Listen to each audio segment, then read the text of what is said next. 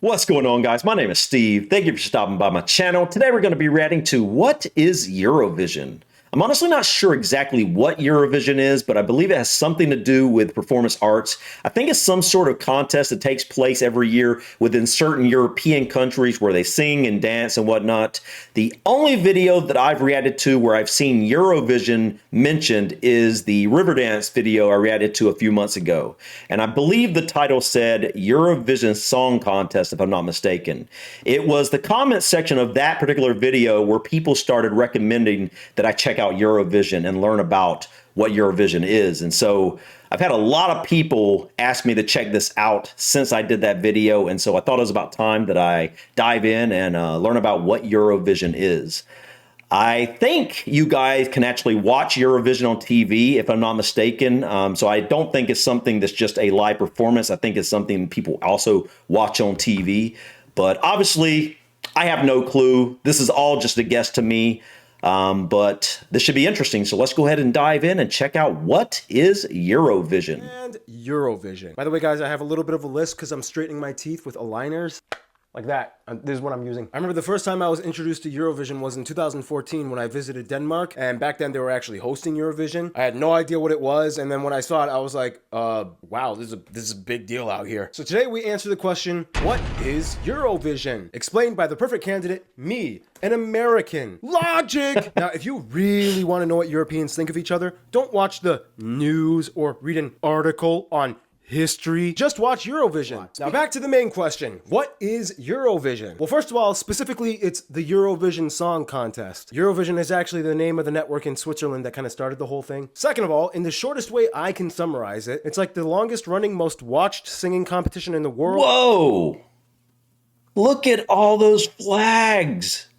Okay, so it is Eurovision Song Contest. That's the literal name of it. Okay, I thought the song contest may have been a kind of a section within Eurovision, but that is the actual, okay. Wow. This is like every European country represented here. Is every European country part of Eurovision? Yeah, it looks like maybe it is. Wow, okay. Running most watched singing competition in the world, held in May with finals sometimes lasting up to 4 hours. It involves mostly all of the countries in Europe and a few that aren't even in it as well. Wow. Literally every country in Europe except for Liechtenstein and, no surprise, Vatican City has competed at least once in the competition. Have I never heard of this? Imagine a Vatican priest competing in the competition. Who knows, maybe one day. I mean, Europe is pretty surprising. So how did it all begin? Basically, back in the 1950s, Europe had to figure out a way to make everybody cool with each other after World War II. So, no shocker, Europe's little rational psychiatrist Switzerland was like, hey, everyone likes music, so let's do a friendly little singing competition amongst each other to appease the masses. And it worked! Switzerland, the most neutral of all nations, hosted the first competition in Lugano with 7 countries, and no surprise, Switzerland, the most neutral competitor, won the first competition. Since then, it's been going on literally for over 60 years. Slowly over time, new countries joined in. After the fall of the Soviet Union and Yugoslavia, tons of new countries wanted in, and now over 40 are taking part. Basically, each country submits an original song and a singer or group to perform for the grand prize. You know, on the surface it seems kind of fun, but underneath the whole deal, it's like this whole systematically complex formulated competition. So is this basically like the Olympics for singing and performance? Because it's like every country submits a group or a singer or whatnot, and then they try to win for their country. It almost seems like the Olympics in a way. That's interesting. How did I never hear about this? I got to watch this now. Maybe you'll see when it comes on. A lot of math, politics, and strategy. And by strategy, I mean this.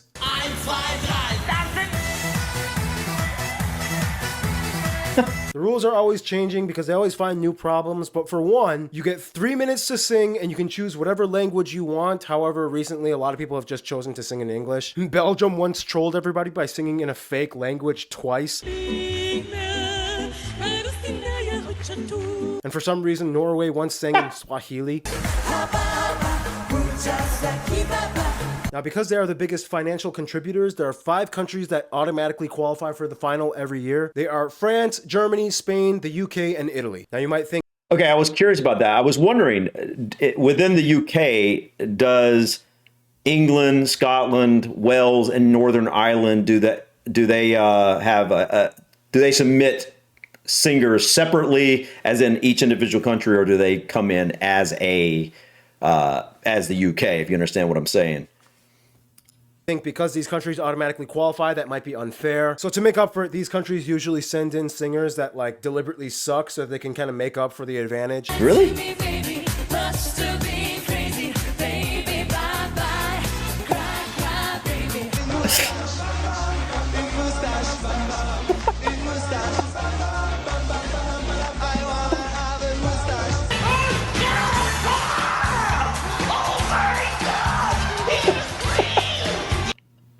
Now, how do you win? Well, in order to win, you have to get the points, which happens through voting. The voting system has changed throughout the years. At first, there was a single jury that voted. Then there was a jury in every competing nation that gave a point system between 1 to 8, 10, and 12 points to their favorite performers. Then in 1997, they experimented with the first call-in televoting system. Then that got messy because politics. So in 2016, they brought back the juries and fused the two together so each got a 50-50 say in the point system. Basically, the rule is you can't vote for your own country, but you can give points to other countries. This is where politics usually comes in, where the televoting system got kind of messy. You can really get a sense of who the real friends are. Like the Nordic countries always support each other, the Slavic countries, Greece and Cyprus always give each other like the highest points, and so on. So that's why they had to bring the jury system back to balance things out. To this day, Ireland has the most wins at 7, Sweden comes in next at 6, France and Luxembourg and the UK each have 5, the Netherlands has 4, Denmark, Israel, and Norway have 3, and Austria, Germany, Italy, Spain, Switzerland, and the Ukraine each have 2. Otherwise, when it comes to performances, pretty much anything goes. You can wear wacky costumes, use silly props, you can incorporate elements that illustrate your nation's culture or heritage, you can run around in a hamster wheel. You don't even have to use performers that are from your country. I mean, Celine Dion won in the 80s. She competed for Switzerland and she's from Canada. You can take the competition seriously or you can make a complete fool of yourself. And that's kind of the other thing that needs to be addressed. Apparently, from what I've been told, many of the countries that compete in Eurovision don't even want to win Eurovision. So,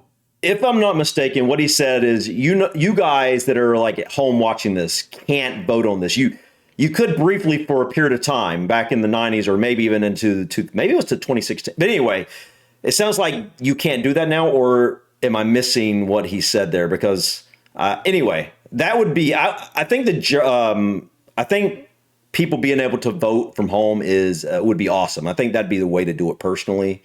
Dude, this looks like so much fun. I would love to not only go to it, I'd just like to watch it. When does this take place? He hasn't said that yet. As in, they deliberately suck so that they can lose. Now, why would you want to lose Eurovision? Because according to the rules, the winning country of Eurovision has to host the next Eurovision. Hosting a Eurovision is like hosting a little mini Olympics. It costs a lot of money and taxes to accommodate such a huge event that gets bigger and bigger every year. And this is where the infamous troll contestants come in. Every year, there are so many with like over-the-top, campy, horribly constructed performances. And it's one of the biggest appeals to watching Eurovision. Everybody wants to see the trolls, and it's almost like there's an art to it. Typically, you can tell if it's a troll if the song is either about partying, dancing, or having fun. Usually played to a very poppy techno EDM track, usually accompanied by over-the-top flashy costumes and props or bad dancing. From what I've seen, Latvia and Lithuania seem to be really good at this. Like Latvia once dressed up as pirates. Lithuania literally submitted this.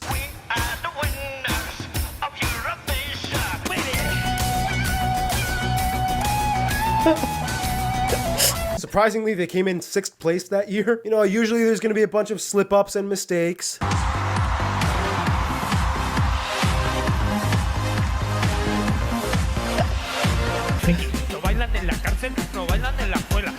Ireland once sent in a screaming puppet.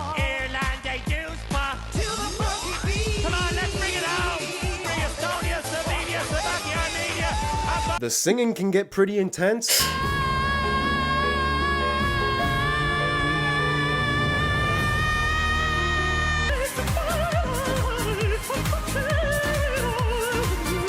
Oh, and the lyrics, sometimes they're just genius.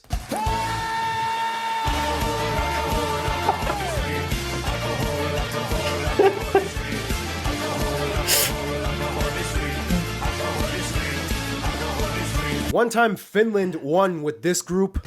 It's the We are rockalips, now made us so. All we need is lightning with power and might. Oh, and don't forget, drag queens after winning drag queens. And there was that one time Russia was like, screw it. We're just gonna send in a bunch of grandmas baking bread on stage.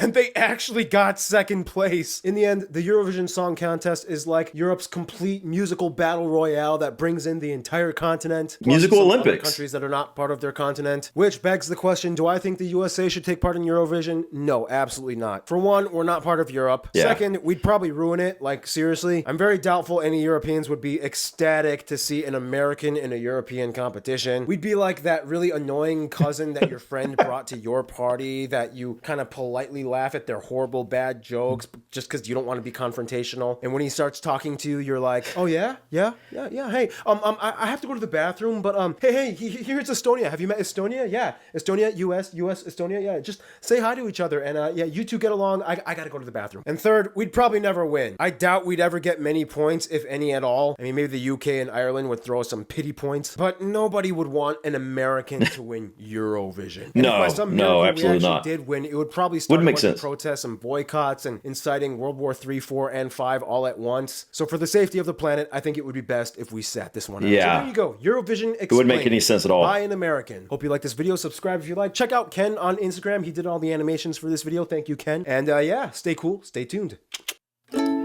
Oh, dude. I had never heard of this. Like I said, I saw, it was in the title of that one video, Riverdance, that I watched. That was it, though. I had no idea what it was. This looks awesome.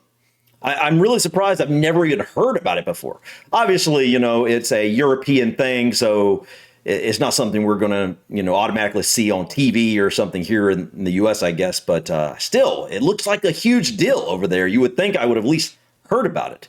I definitely want to check this out, guys. Let me know in the comments, when does this take place? Have I missed it this year, or is it coming up some point?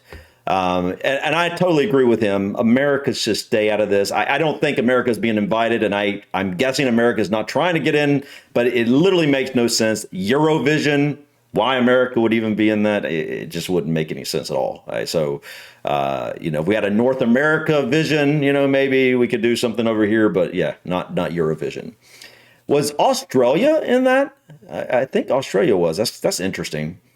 And I think Russia was, but Russia's, it's like partly on Asia, partly European. So yeah, anyway, but this looks hilarious. Now, don't get me wrong. I saw Riverdance, and that was really cool. I don't think I saw all of Riverdance. I saw that video, which was a small segment of Riverdance. I've heard there's more to it. So obviously there's people that really want to win are taking it seriously, but it sounds like there's a lot of trolls, a lot of people that are being just really funny and whatnot. It looks like a good time. Definitely something that would be a blast to go to, but still, I want to check this out on TV because obviously I can't go there right now. Maybe one of these days when I visit the UK or Ireland or whatnot, maybe they'll be hosting, and who knows, maybe I could get a ticket or something. I doubt it. I'm guessing these things sell out very quickly, but yeah, guys, this looks awesome. I'm glad I checked this out. I'm gonna have to check out some performances or whatnot from Eurovision. If you have any video clips you'd like to share with me about something from Eurovision, something funny, something serious, doesn't matter, just to help me see more about what happens at Eurovision. I think I did see a video that says something about Eurovision for beginners. Maybe I'll check that video out as well, because I definitely think this is something I'd find really interesting. But anyways, guys, thank you so much for stopping by. Please click that like button. Feel free to drop your comments or suggestions about this video or others. And don't forget to subscribe to continue to follow me on my journey to discover my British and Irish ancestry. Till next time, guys, peace.